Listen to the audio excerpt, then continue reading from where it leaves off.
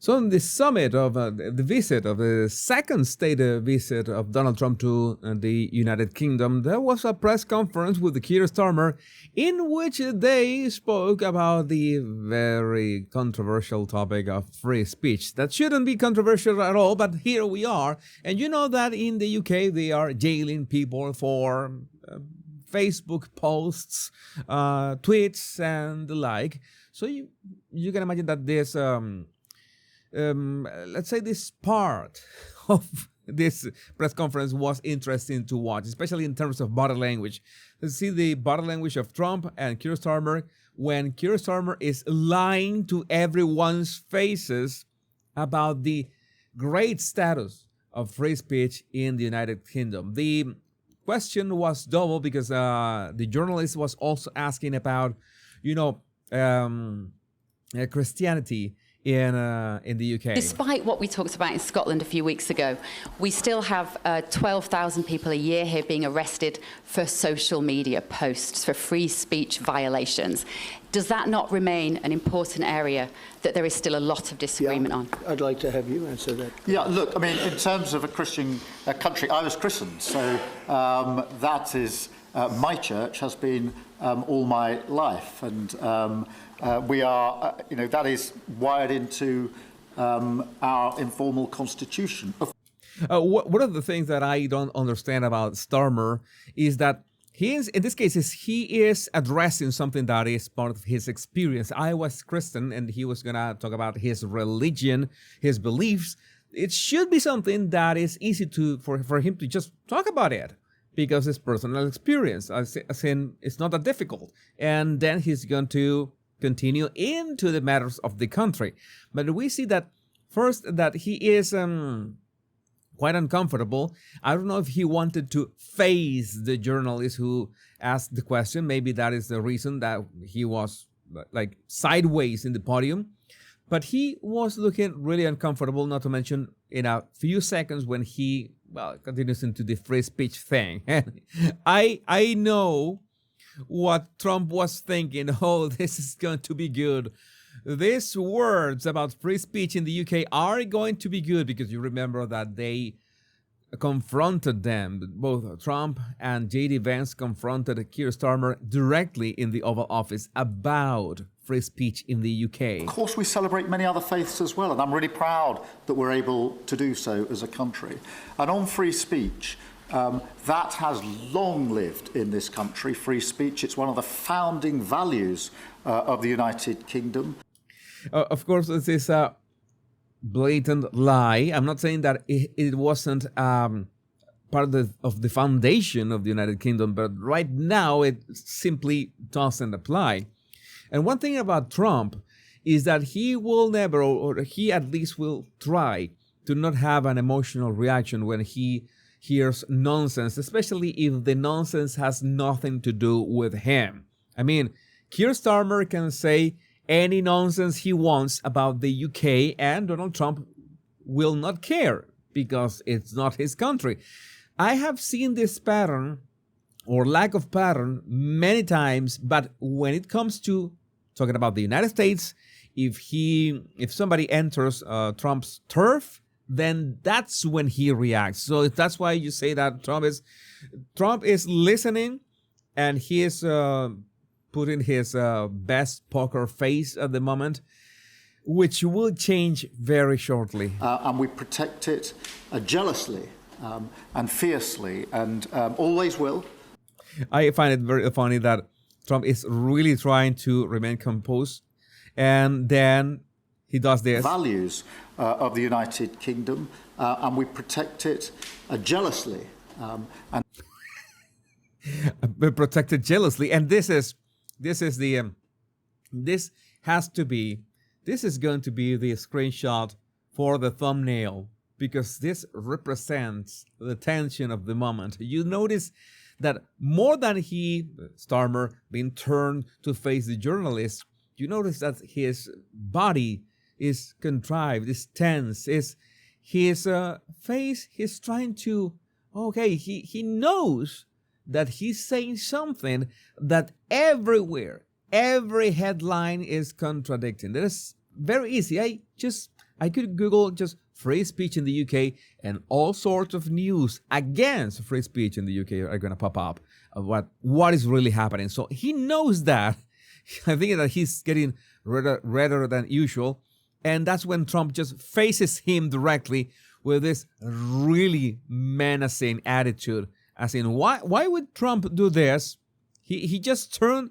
Look at this. I'm going to play this again with both of them in the frame. Values of the United Kingdom, and we protect it jealously and fiercely, and always will. Even so, Trump, when he goes back to his place, so to speak, or his stance, his basic stance, he nods a bit, as in, yeah, that's it. I really don't care if you buy it or not. The UK is not my country. You have problems with the Prime Minister. You have problems with free speech. Trump can't do anything about that. He can call out him when they're at the Oval Office and tell him that he should do something about that. He should do something about people getting jailed for Facebook posts. But here is not worth it. In fact, by the way, they were talking about that tech prosperity deal. That was that's what Trump was there for. And we will bear down on any limits on free speech. I draw a limit between free speech.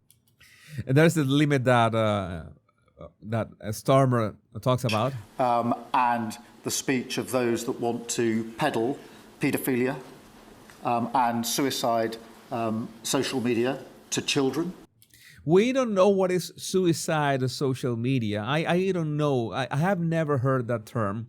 I think that he knew that he had to come up with something, impactful, as in, if you're doing this, I defend free speech, but there are some instances in which free speech cannot be tolerated, as in the pushing of PDF file stuff to children.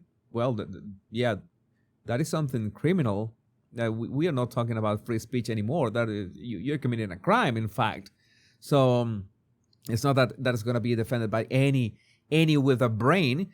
But the suicidal social media, suicide social media to children. What is suicide social media? What is suicide social media? I don't get it.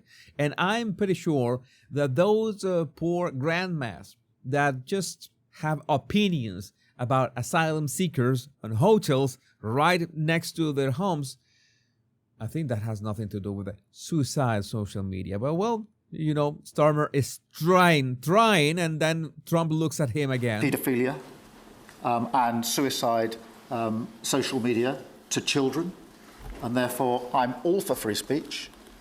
I'm all for free speech. Yeah, right. You see Trump's face. You're sure about that? You sure about that?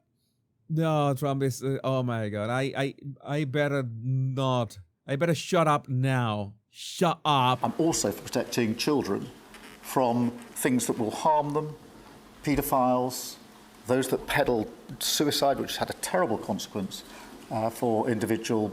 But if you have any problem with any asylum seekers, if you have any problem with Abrodians, if you... if you try to raise a flag, St. George's flag, for example, no, you cannot. You're being an extremist right-winger, nationalist, something like that. You know how it is. Particularly teenagers. And so that's the balance we strike. But we have had freedom of speech in this country for a very long time.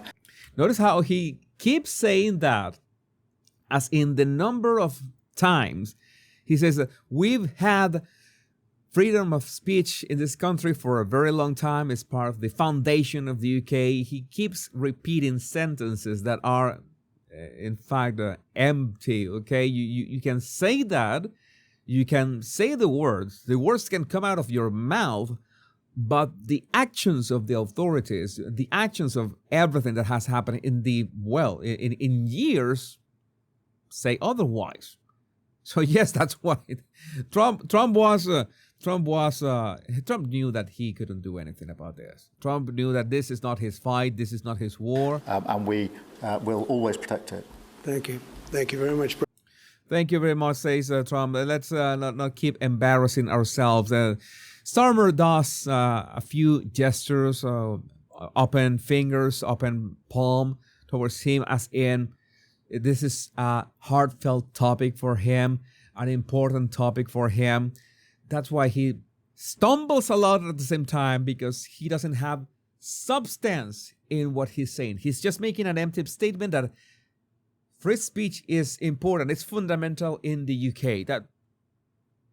That is just a statement. Where is the proof? What are the actions that you have taken forward? The question is about that. What is the current state of free speech in the United Kingdom? So he couldn't answer that, of course. And nobody, sadly, is going to challenge him on that, I guess. And nobody was going to push him back on that, because of reasons, and they had quite limited time for this press conference, by the way. They asked a couple more questions, and that was it. This is the problem with the UK. This is something that we desperately need everywhere. And yes, people are asking the question, but Jesus, isn't the problem with Jimmy Kimmel that was removed from his slot at his show, and I think it has not been confirmed, but it is like 99% confirmed. Isn't removing Jimmy Kimmel part of the problem, like cancel culture? Well, maybe I should make a video about that to make the distinction that it's not the same Gina Carano being canceled than Jimmy Kimmel being canceled. There's a difference in there, but I would like to know what you think about this in the comments. My name is Jesus Enrique Rosas. I'm the Battle Language Guy. Much love and bliss.